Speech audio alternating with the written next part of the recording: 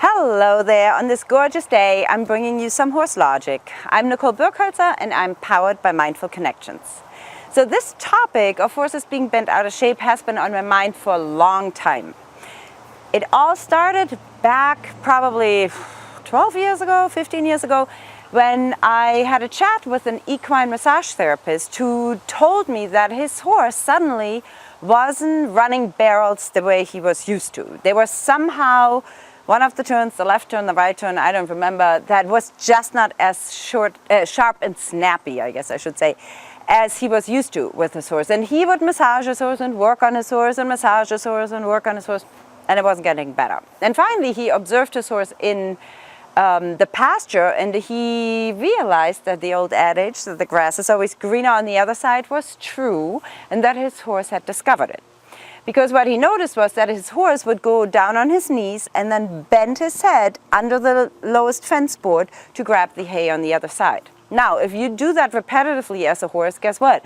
What happens is that you get kind of a stiff neck and that your muscles get sore and overworked on one side and cramped on the other side. And that was resulting in the horse not moving as supplely and as softly and as quickly around the corners as he wanted. Well, I think if I remember this correctly, the solution was simple. He just put a electric wire on the bottom below the ground and the last board of the fence, and that solved that problem. The interesting thing though for me is since then, I've noticed that a lot of our domesticated horse care is really not adaptive to the horse's nature. And by nature, horses are grazers. And so when I noticed in my old barn in West Hampton that there were a lot of corner feeders, actually one I think in each stall, the first thing I did is I took the corner feeders out. Because if a horse eats out of a corner feeder that is at chest height, the horse eats at an angle that is not the normal angle for a horse to eat. Horses, as grazers, eat with the nose, the muzzle close to the ground, and they rip the grass or they nibble on things, and then they chew, and that angle is the normal angle for the teeth to work. And when we put now the head at a higher level, and the horse has to chew at a higher level, the alignment of the teeth is no longer the same as it was intended by nature. And that can create big effects in the horse. And I've talked to many equine dentists and chiropractors and trimmers that the teeth can affect the skeleton, and the skeleton affects the balance of the feet, and vice versa. So that's why I'm saying initially this is a pretty pricey thing for us horse owners when we are realizing that our horse's skeleton is out of alignment, when our horse's feet are constantly unbalanced, or when our horses have a lot of dental issues. So my thinking is, of course, then the next best thing is to put everything on the ground. So, and a lot of people hopefully do that, put a feed bucket on the ground so the horse can eat off the ground. But then it comes to the next layer of feeding, which is hay. And hopefully a lot of the horses out there are eating hay and getting hay and not just grain, because it's healthier for them to eat slower and more consistently throughout the day, because they are continuous grazers. And when people now want to preserve the hay, they use hay bags, which I think is a great solution. However, often I see that the hay bags are hung in the stall or in the run-in shed also at a higher level, so that the horse again has to rip the hay off the wall, so to speak. And when the horse does it, it's again elevated in an unnatural position. And on top of it, when they feed off these hay bags hung up, or even those corner hay feeders that some people have in their sheds, a lot of the shavings and the little debris that is in hay, the dust particles and whatnot, can fall into the horse's eye. And as we as horse owners know, eye injuries are dangerous, and they're also costly if you have to get that checked out by a veterinarian. So therefore, when I go to a client's barn and there's something going on with the horse where the horse is just restricted or limited, and I see that the hay bag is hanging up, I always suggest, please bring the hay down to the ground. That's what your horse naturally needs. So a lot of horse owners then say to me, well, I'm always so nervous that he will get hung up with his feet in the hay bag. And I have to say, some of the hay nets, especially the thinner ones that are just made out of these thin nylon straps, they do get a little funny, especially if you have a horse with shoes, which is a whole nother subject. But if you have a horse with shoes, the edge of the shoe can actually get hung up in these nylon bags, and that's a really dangerous situation.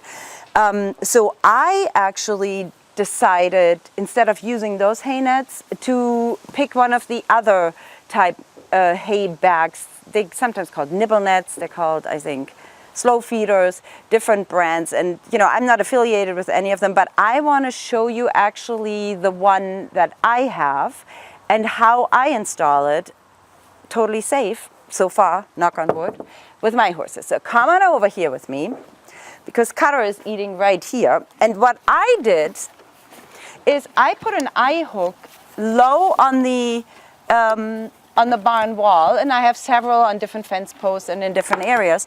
And I ended up putting the bag so that Cutter can eat. Sometimes he obviously sneaks it out of the top because it's the easiest, but when he is done with that little stuff, he will pull it out straight here, and he has literally the grazing motion. He's simulating the grazing motion. So when a horse, and that's why I actually love these hay bags in particular, rather than feeding loose hay. When they eat loose hay, right, a horse goes in and bites into the hay, but there is like no resistance to it. And when you think about it, grass has resistance, so the horse takes the incisors and takes the grass out, and it has that ripping motion. And that's a normal thing for horses to do. When you use these bags, it's very similar. The horse needs to rip, especially if you get the bags that have even smaller holes to, prolong the feeding time, which is great if you had a barn where they only feed twice a day or something, that's not a lot for a horse. And if you take a bag that is big and has small holes, the horse can, chew on that for quite a while. But importantly, it pulls it out with the incisors out of this bag, and it's really just like grazing. Now, the one thing I don't like about having this stationary is that the horse is stationary. And as a continuous grazer in the natural world, the horse would be out and about moving around a lot to get the intake that in order to get the grass intake or the fiber intake. And so what I actually often do with these bags when the weather is nice, like today, I only put this here so I can show you, but when the weather is nice like today, I just throw those bags out into the pasture so that the horses can bop around in there, and usually what happens is I throw it here and it ends up, quite a few yards farther back, and that shows me that they really moved along with the bag. That makes it a little harder on us maybe, but for that, thank God we have our dog Scout, who then goes out and grabs and fetches those bags and brings them back to me so that I can fill them again. Now, there's one more thing I want to talk about with hay feeders. There are also hay feeders, and I'm going to stand up for this. Hi, Sissy Bum. Come here, you cutie pie.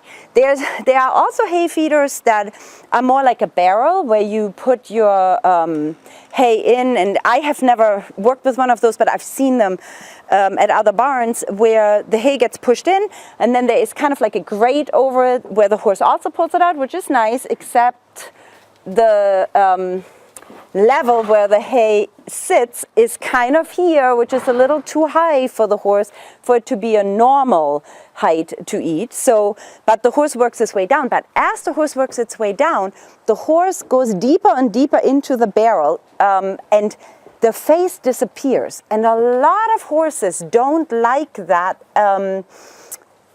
idea of the head disappearing in a barrel or in a bucket.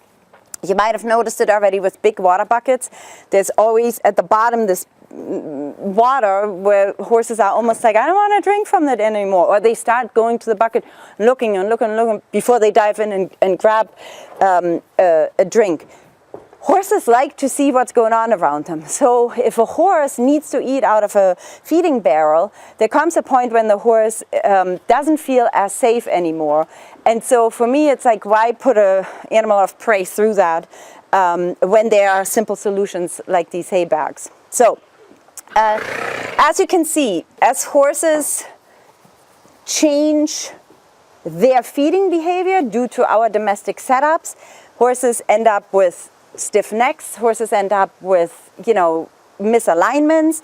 You will probably notice it when you have your horse under saddle and you all of a sudden notice, my gosh, he's just not taking the corner the way I expected him to or the way I was used to. You might want to check, have you changed the feeding routine? Is there something underneath the fence that your horse is getting into that you're not noticing? And then interrupt that feeding, because it's going to cost you money and it's not going to be healthy for your horse. All right, so I hope this was helpful. If you have any thoughts or questions, as always, be in touch. See you next time.